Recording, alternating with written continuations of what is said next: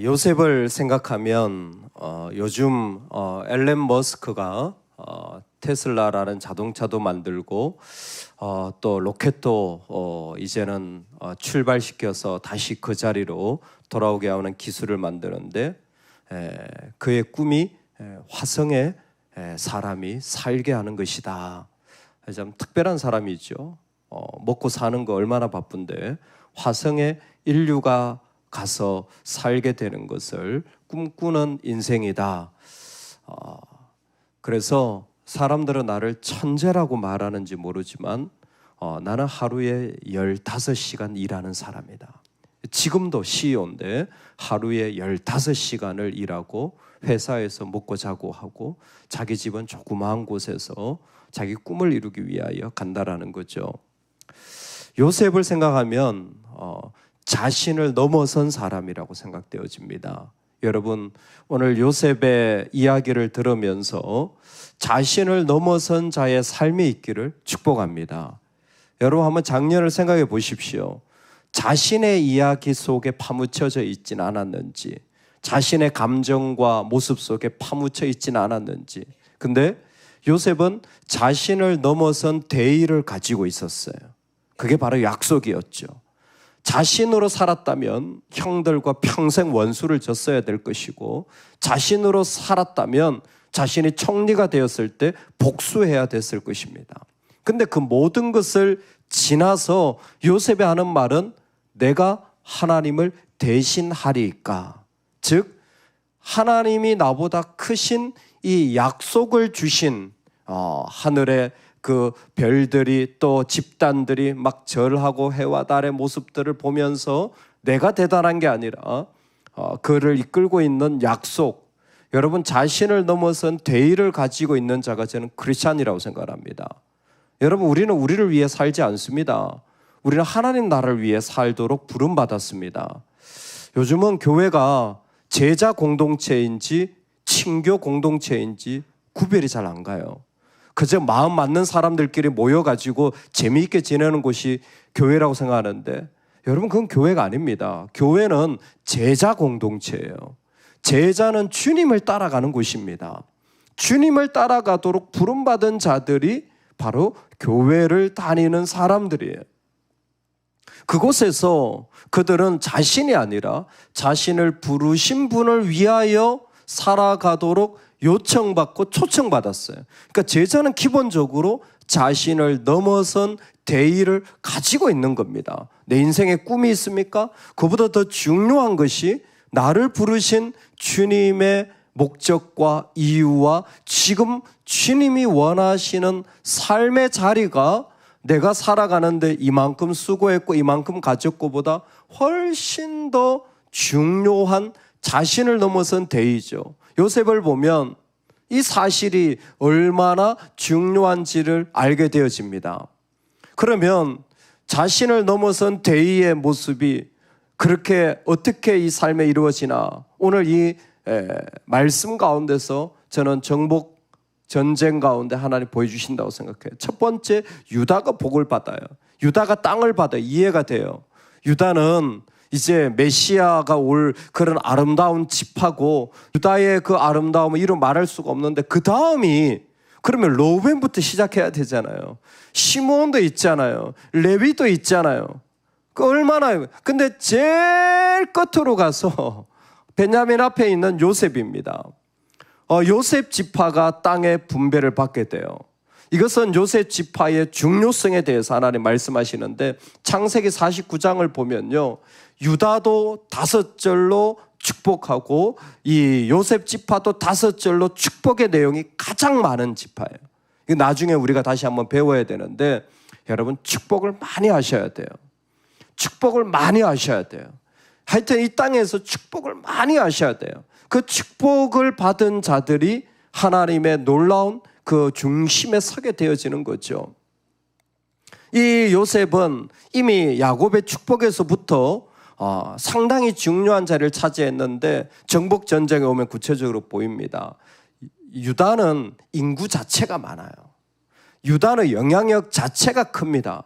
그에 비해서 이 요셉 지파는 그 인구에 미치지 못합니다. 그럼에도 이 많은 땅을 특별히 에브라임과 므낫세 이미 앞에서 배웠죠. 이제 두 지파의 복을 받잖아요.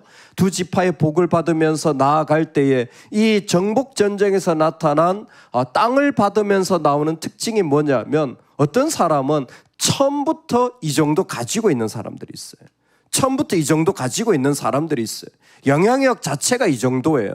뭐 부모님으로부터 좀 받기도 하고 아니면 자신의 캐파라고 말하죠. 요즘 능력 자체가 이 정도 되는 사람. 근데 어떤 사람은 원래 그렇지가 않아요. 원래 사실은 팔려간 억울한 인생의 정말 작은 자예요. 근데 시간이 갈수록 복이 구체화되는 게 요셉의 축복이에요. 시간이 갈수록 그 약속이 구체화되어지고 실제화되어지는 것을 보여주는 게 요셉 지파의 축복입니다. 여러분 우리에게 그 은혜가 있기를 주의 이름으로 축원합니다. 아멘. 그래서 요셉 지파를 소개할 때 보면요, 다른 지파와 다른 대표적인 특징이 뭐냐면 처음 여호수아가 약속을 받고 요단강을 건너서 만났던 성이 뭡니까? 여리고잖아요. 그 정복 전쟁의 루트대로 요셉 지파의 경계가 설명이 되어져요.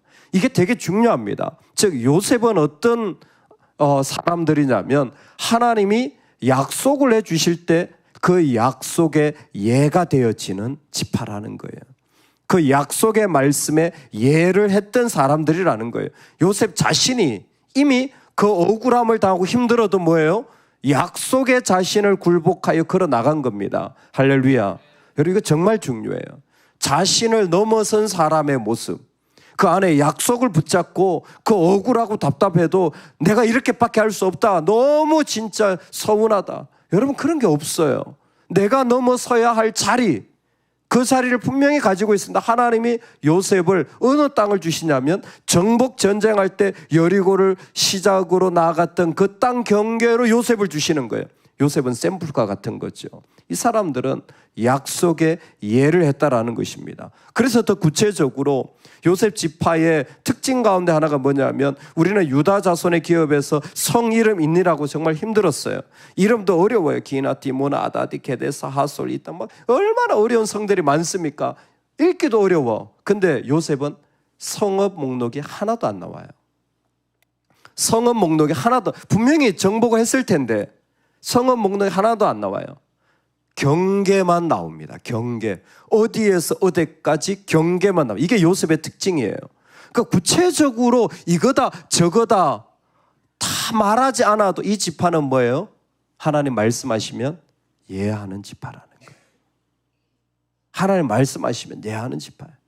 얼마나 속이 상하고 마음이 힘들고 내가 얼마나 바쁘고 어렵고 사실 가진 게 없고 등등의 이유가 많은데 이 지파의 특징은 하나님의 백성이 되었다라는 것입니다. 할렐루야. 여러분 오늘 하나님께서 우리에게 요셉 자손의 제비 뽑은 것은 여리고 샘 동쪽 곧 여리고 곁 요단으로부터 광야로 들어가 여리고로부터 베델 산지로 올라가고 베델에서 루스로 나아가 이 말씀을 주실 때 이것은 여전히 생명 있고 활력 있는 하나님의 감동된 말씀인 줄로 믿습니다. 누구에게 하나님의 감동된 말씀입니까? 하나님의 백성들에게. 요셉이 그래요. 성은 말하지 않아도 대단한 결과물 없어도 이 지파는 하나님께 계속 살아있는 아멘이 나오는 거예요. 살아있는 아멘이 그곳에서 우리가 말씀을 읽을 때 요셉을 볼 때 야, 성읍 하나 없네, 경계만 나오네. 근데 이것이 아멘이 되어져서 그 삶의 자리로 나아가는 거예요. 특별히 요셉 지파를 다 설명할 때 베델과 루소에서 아래 족속이, 그리고 그 아래 베토론과 게셀에 이르기까지 야블레 족속이라는 두 족속 이름이 나와요. 아래 족속과 야블레 족속이 나옵니다. 그 족속들은 그 가운데 같이 거하게 되어져요. 요셉의 아름다움이죠. 분명히 모든 백성들을 다 해레마라, 진멸하라 라고 했지만 우리는 뒤를 돌아보니까 라합도 살아남았어요. 기브온도 살아남았어요. 곳곳에 다 진멸하지 않은 족속들이 있습니다. 헤렘의 의미가 무엇입니까? 하나님의 목적에 대항하는 자들을 진멸하는 거예요. 하나님께 대항하는, 하나님께 불순종하는 자들을 진멸하는 겁니다. 그 가운데 하나님께 순종하는 자들은 하나님과 같이 하나님 앞에 예배하면 되는 거예요. 여러분, 오늘 이게 정복 전쟁이 그대로 나왔는데 우리가 보일 때 아래 족속과 야블레 족속이 진멸되지 않았다. 뭐겠습니까? 하나님께서 이 족속을 이 요셉에게 주어서 이들로 하나님을 섬기는 자들로 삼게 하여 주셨다라는 겁니다. 우리 안에서 우리가 이렇게 저렇게 하는 것에 하나님의 목적 가운데 순종되어지는 자들이 이스라엘의 요셉뿐만이 아니라 그 가나안 가운데도 진멸되지 않은 족속이 있음을 요셉 지파 안에 둔 거예요. 어떻게 보면 요셉 지파만이 이것을 분별할 능력이 있었는지도 모릅니다. 하나님께서 이 백성을 줘도 이들과 같이 진멸해야 될지 진멸하지 말아야 될지, 아니 지난번에는 진멸하라더니 이번에는 진멸하지 말라 그러고 이랬다 저랬다 하는 하나님, 요셉은 아무 문제 안 돼요. 자기를 벗어난 대의를 가지고 하나님께 예하면 되는 거예요. 할렐루야. 우리보다 크신 하나님의 계획을 우리는 다 알지 못합니다. 우리는 말씀을 통해서 옆에서 보지만 실제로 내가 경험할 때 지난번에 이랬더니 이번에는 이러고 도대체 뭐가 맞습니까? 예하면 되는 겁니다. 내 하나님께 순종하며 나아가면 되는 거예요. 그 모습이 우리가 살아갈 수 있는 하나님 나라를 향한 가장 아름다운 모습입니다. 여러분, 요셉 지파를 통해서 꼭 이건 배우십시오. 나를 벗어난 대의를 가진 자. 과연 2025년에 나를 벗어난 대의가 무엇입니까? 나를 벗어나서 내가 꿈꾸는 인생의 모습이 무엇입니까? 과연 나는 어떤 모습으로 이 한 해를 살아가길 원하십니까? 하나님께서 우리에게 원하시는 그 자리 속에서 그와 같은 일들이 우리 안에 기도되어지고 바라봐지는 은혜가 있기를 주의 이름으로 축원합니다. 아멘. 그런데 이 에브라임 지파가 이제 소개되어지면서 우리는 또 하나를 요셉 지파 속에서 경험하게 되어집니다. mikmu다를 중심으로 동쪽과 서쪽과 남쪽의 그 바다까지, 그리고 여리고로 이나의 에브라임의 그 영역들이 다 소개되어지는데 마치 유다의 마지막처럼 이 에브라임의 마지막에도, 유다의 마지막에 예루살렘이 남아 있었잖아요. 근데 여기에도 에브라임에게도 겟셀이 남아 있게 되어지고 그 겟셀의 그 사람들을 노역하는 종으로 삼게 되어집니다. 이 에브라임이 가지고 있는 모습 속에 하나님이 가지는 대단히 큰 아쉬움이 표현되어져 있는 거예요. 지금 계속해서 하나님의 순종한 족속들, 그 사람들을 하나님 앞에 세워가고 불순종한 자들은 진멸하는 모습이었는데 겟셀은 그들 가운데 쫓아내지 않았습니다. 그들이 겟셀에 거주하는 가나안 족속을 쫓아내지 아니하였으므로 가나안 족속이 오늘까지 에브라임 가운데 거주하며 노역하는 종이 되니라. 아멘. 겟셀에 거주하는 가나안 족속을 쫓아내지 않은 거예요. 아마 여기에는 이유가 있을 것 같습니다. 이제 17장에 가보면 나오는데요. 17장에 가보면 가나안 족속은 철병거가 있다고 여호수아한테 불평을 해요. 요셉 지파들이 불평하는 게 이제 막 나와요. 그리고 우리 땅은 사실 받은 것 중에서 너무 정말 충분하지 않다라는 그 불평이 나오기 시작합니다. 그와 같은 것을 본다면 지금 이 겟셀이 상당히 호전적이고 쉽지 않은 어떤 족속일 가능성이 높을 것 같습니다.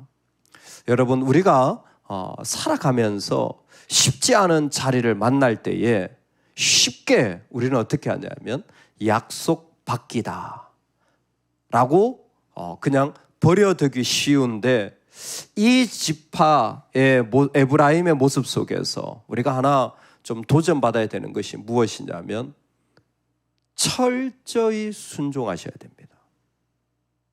철저히 순종하셔야 됩니다. 내 마음의 모습조차 불순종이 들어가 있다면 그 위험할 수 있습니다. 내 마음의 생각조차 순종해야 됩니다. 내 마음의 모습조차 순종해야 돼요. 여러분과 자신을 한번 잘 생각해 보십시오. 제가 얼마 전에 어느 교회 집회를 가서 식사를 하면서 목사님과 나누며 그런 고백을 하였습니다. 목회자로 산다는 건 참 쉽지 않아서 제 마음에 조금이라도 부정적인 마음이 있다면 그것이 얼마나 건강하지 못하게 교회에 영향을 줄 수 있는지를 경험하는 자리가 목회자의 자리인 것 같습니다. 부모가 조금이라도 불만스러운 부분을 가지고 자녀를 대한다면 자녀는 그걸 다 느끼는 거예요. 성도가 뭔가 마음에 들지 않는 모습으로 또 다른 사람을 대한다면 나는 그런 말도 하지 않고 행동도 하지 않았는데 그거 다 나온다는 거예요.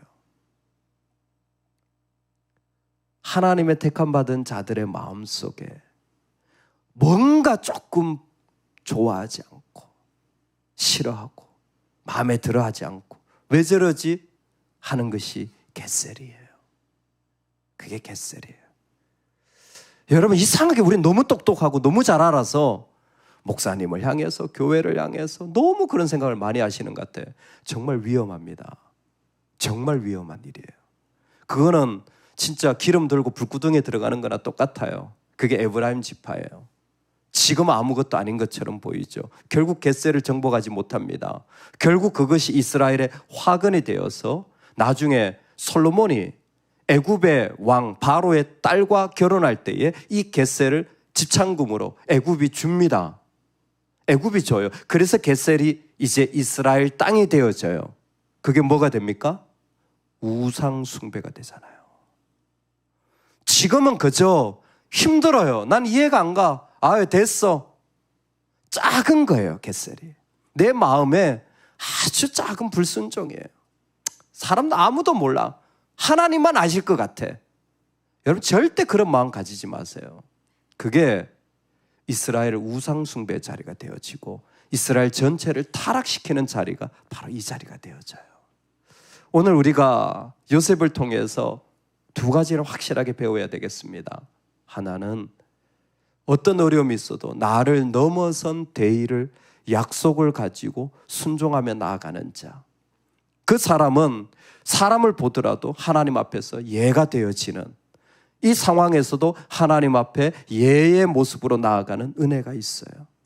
여러분 동시에 에브라임에게 참 아쉬웠던 것은 하나님이 참 많이 주셨는데도 불구하고 그 마음에 겟셀이 남아있어요. 그 마음에 뭔가 불편하고 안 드는 어떤 것들이 남아있자 그것이 결국은 시간이 지나면서 아픔이 되어졌습니다. 오늘 하나님 앞에 살아가는 하나님의 백성들이 살아갈 때에 복이 더욱더 구체화되어지는 제자로 서시기를 축복합니다. 우리가 살아갈 때에 하나님의 일들이 우리 안에서 더 마음껏 이루어지는 예가 되어지는 이 요셉의 복. 그래서 유다만큼이나 가진 것은 없고 대단한 능력은 없지만 시간이 지나면서 그 축복이 더욱더 드러나는 삶, 하나님께 신실한 예를, 하나님의 신실함을 배워서 더욱더 하나님이 나한테 그러시다면 나도 하나님께 그렇게 살아야지. 할렐루야, 할렐루야. 하나님이 나를 버리지 않는다면 나도 하나님께 늘 예하며 살아야지. 그 복이 구체화되어지는 이 요셉의 가정이 되시기를 주의 이름으로 축복합니다. 아멘, 아멘. 우리 같이 기도하겠습니다. 하나님 아버지, 오늘 우리 가운데 요셉의 이 놀라운, 정말 유다다움의 요셉을 보여주셨는데 요셉의 이 축복이 구체화되어지는 예가 되어지는 백성으로 살게 되어지는 삶 살게 하여 주시옵소서. 우리 다 같이 주여 한번 외치고 기도하며 나아가시겠습니다. 주여. 하나님 아버지, 이 땅을 운행하시는 주님을